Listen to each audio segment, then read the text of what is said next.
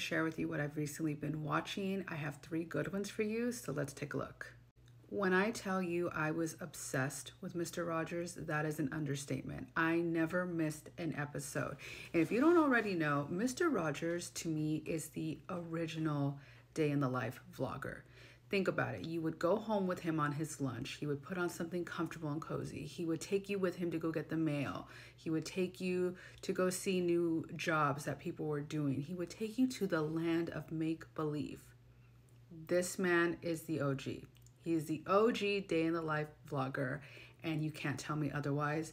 But this was such a great documentary. He had such a pure heart, and I loved seeing the behind the scenes of how this show actually came about, because I'm telling you, it was something that I never missed. I loved it so much, especially as a kid.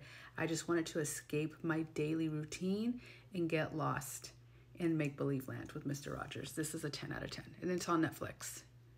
Okay, this is also on Netflix. You guys already know I love sports documentaries. Those are my absolute fave. This is The Untold Johnny Football, about the rise and fall of Johnny Manziel. If you don't know, Johnny Manziel was an incredible football player, especially when he played at Texas A&M in college, but went to the NFL and it was a different story.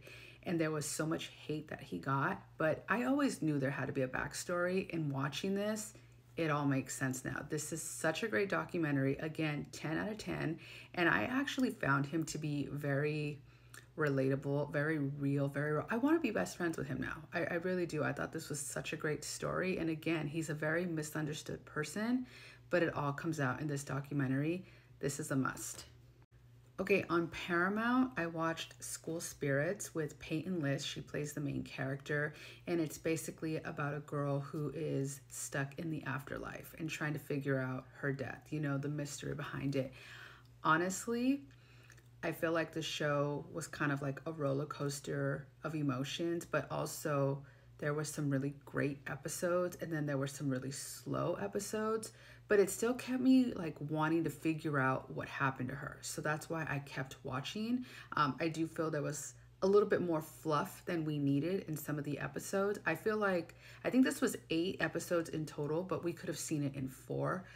But the way it ended, whew, that ending had me feeling some type of way. I know they've been renewed for a 2nd season, but I thought this was a really great show. I always gravitate towards shows where the kids are in high school, and I think it's because I work in high school, but I do think this was a great watch, especially if you like kind of ghost stories and, you know, the afterlife and all that kind of stuff. I really enjoyed it. And again, I think it was worth it because the ending, it really did make it worth it.